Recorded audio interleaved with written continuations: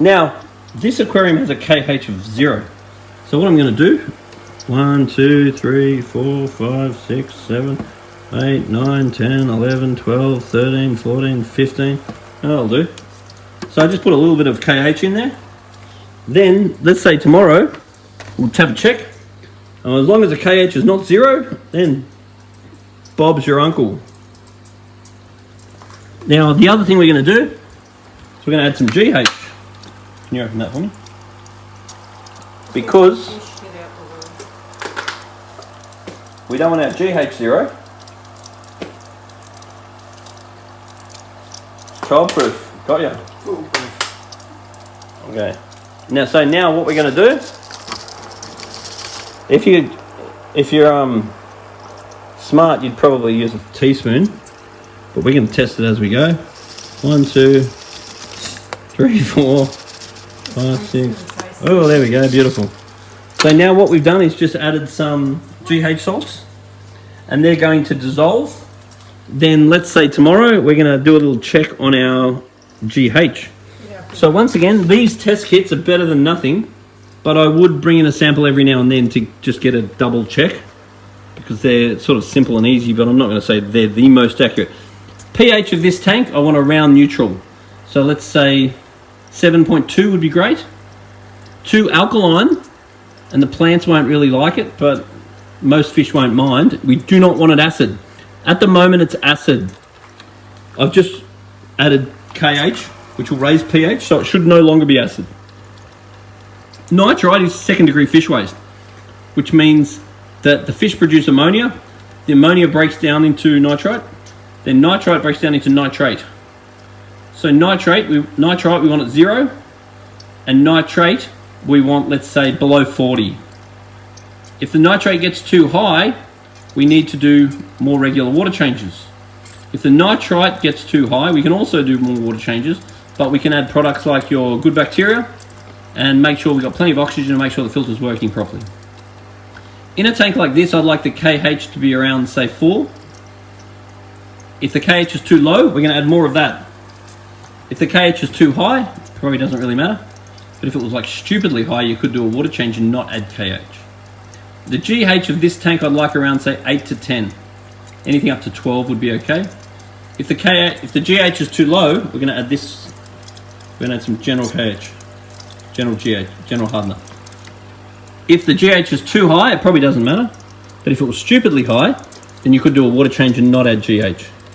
Overdosing water ager over a long period of time may also increase your GH. So that's the little rundown of this test kit.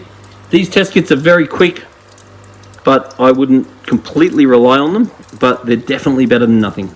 Ultimately, if your fish are good and your fish are happy, then I'm happy. If your fish are not looking so good, then you have to question everything that you do.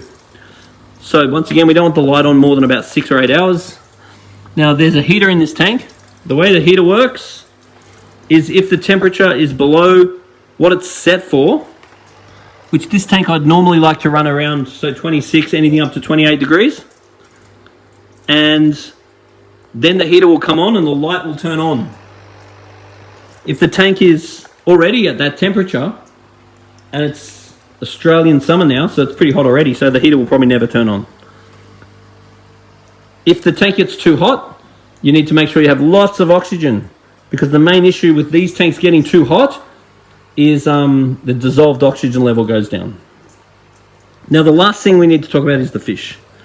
So this fish here is called a tiger barb. Now in general, these fish can be a complete pain in the ass. So if you want a pain in the ass, then get these fish. If you're lucky, you'll get a well-behaved one and you'll love it. But do not expect that. If the fish is not that healthy and happy because it's just worried about things like surviving, maybe it's not a problem. But just keep an eye on this fella, because he may turn into tomorrow's problem and start nipping all your other fish. Nipping each other, nipping the angel.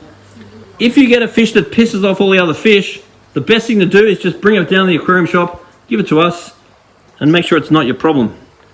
Now, angelfish are very hit or miss. Some angelfish are completely magnificent and wonderful fish to have in your aquarium. Others can be temperamental pains in the neck. So just keep an eye on the angel. And then neon tetras, these little fellas here, are like butterflies. It's like keeping a butterfly. You buy 10, 2 of them die for no reason. Then a few weeks later, another couple die. And then you get a few that just seem to live for ages. Well, butterflies don't live for ages, but they are not hardy fish. So when you're buying fish, you want to be asking, is this an easy fish to keep? You want to bring a sample of the water, and you want to bring a video of the tank running. And then we can recommend fish that are easy. In the other tank, they've got platies. They're wonderful. They've got some guppies. In this tank, I'd love to see some flying foxes or Siamese alligators. I'd love to see some Corydoras catfish for running around the bottom. They've already got bristlenose in here somewhere. Bristlenose are awesome. Great algae-eating fish. I'd love to see some mollies, maybe sailfin mollies.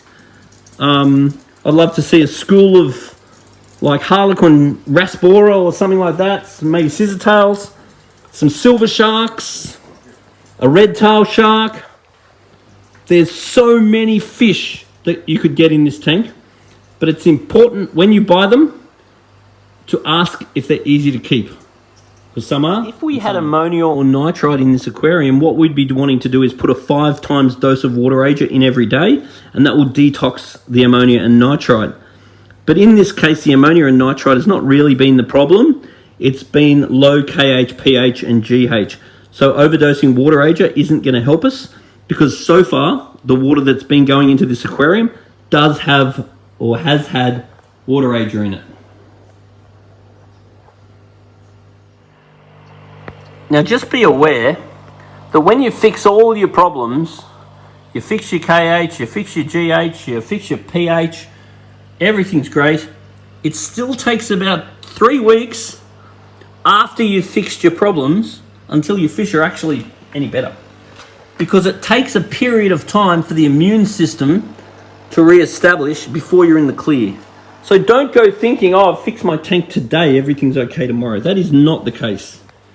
You need to be patient, you need to be aware, and when you do lose a fish like this fella, it's really important you get him out.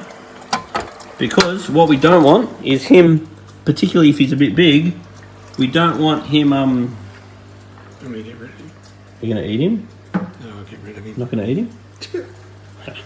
him? It's really important not to leave your dead fish in the tank, because they can rot, and that's not a good thing. They'll can pollute your water. So having an aquarium can be the most relaxing thing you've ever done in your whole life. When your fish are growing and your fish are thriving, it's very, very relaxing and very enjoyable. But when they're dying, it's very, very, very stressful. So if you are not happy with your fish, if your fish are dying, don't just stress out. Bring a sample of water and a video down to Majestic Aquariums. Let us help you out. Go on our YouTube channel. Take a little bit of an interest in your tank, and you will love it. It's the ultimate piece of furniture. It's a wonderful hobby, and it's very, very relaxing, providing it's doing well. So we're very happy to help you, but bring a sample of water and a video down to us.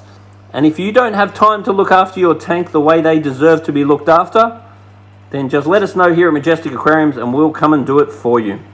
Because your fish deserve the best care that you can provide.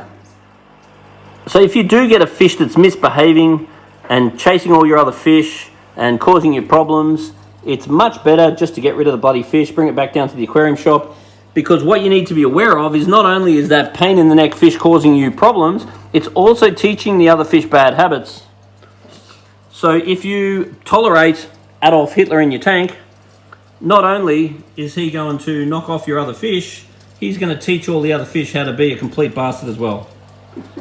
So just get rid of it, start again, and everyone will get along fine. Now when you get a fish that's not doing well, it's really important to keep an eye on him, because we don't want him drifting off somewhere and then dying and polluting the tank. So if you see a fish not doing well, Bring a sample of water and a video down to Majestic Aquariums. Make sure we do everything possible to make sure that he is going well. And don't let it rot in the tank, otherwise he can cause you extra problems that you don't need in your life. You need to get them out when they die. Is, what do we do when we go away? So if you go away for a week, you don't have to do absolutely anything. You don't need anyone to feed your fish, they'll be totally fine. If you go away for 2 weeks, then there are auto feeders available that you could put on the aquarium, which will feed your fish, and that can go anything up to a few months. We've actually got customers that are corporate customers, gyms, doctors, dentists, brothels, and I just added that for, to make it more interesting. But yeah, we do actually have that. No, contra deals are all good, aren't they? Anyway, you can just put an auto feeder on it, like a JBL auto feeder, and that can last up to several months. And as I said, we have corporate customers that we have the locks to the top of their aquarium, so nobody can get into it, and we rely on the auto feeders. And some of them where we only go, every 4 or 8 weeks, and the auto feeder, depending on the situation, can be enough. So if you go away, an auto feeder is a good thing. You can also get your friend to come in and feed them. But if you are going to get your friend to come in and feed them, what you have to do is get an ice cube tray, put how much food in each bit of the ice cube tray that you'd normally feed every day, and then just tell them to come in, say once every 2 times a week, and pop out one of those ice cubes, because you can chuck a bit of water in it so it makes like an ice cube, and chuck it in the tank, and then that will dissolve and release the food. Because what you don't want to do is have your friend come in and feed the fish, and then go, there you go, and just feed them too much and come back and all your fish are dead. So don't trust your friend with fish food, even if you think he knows what he's doing, because you come back to a stuffed up tank. So auto feeders are a good option for long trips. A 1 week trip, you wouldn't worry about doing anything because you'll come back and they won't have lost weight. A 2 week trip, you could just get, say, a 7-day feeder, which is like a block, and you just chuck it in there and it will slowly dissolve. Plus, we do offer a holiday service where you can get us to come in and look after the fish tank, and we'll have a party in your house and drink all your beer. So when it comes to restocking this aquarium, it's got off to a very, very bumpy start. Like start riding a bike with no training wheels. What we want to do is make sure we get the okay, bring a sample of water and a video down to Majestic. When we tell you it's okay, you want to buy a little bit of hardy fish. 4 to 6 little fish, make sure they're hardy. Show the video, make sure we've seen the tank, we've seen what's in the tank, we've tested the water. Then you wait 2 weeks, then you get a little bit more fish. Bring another sample of water, another video. Then wait another 2 weeks, put a little bit more fish in till the tank's nice and busy. Then you're out of trouble. But the other thing to be aware of is the reality of fish keeping. Is that you set the tank up, it looks awesome. For 1 year you'll love it. 1 year you'll like it, and then you've seen it. So just be aware of that. If you can walk past the aquarium, then what you have to do is be a little bit ruthless. Change your decorations, change your fish, change your tank, put a background on the back, do anything to make it different. And then suddenly you'll love it again. Because the reality of a fish tank is this is the feature of any home. I don't care how nice your house is. This is the absolute feature. And the reality of anything is that 1 year you love it, 1 year you like it, and then it's best to change it. So just don't ask me for marriage advice.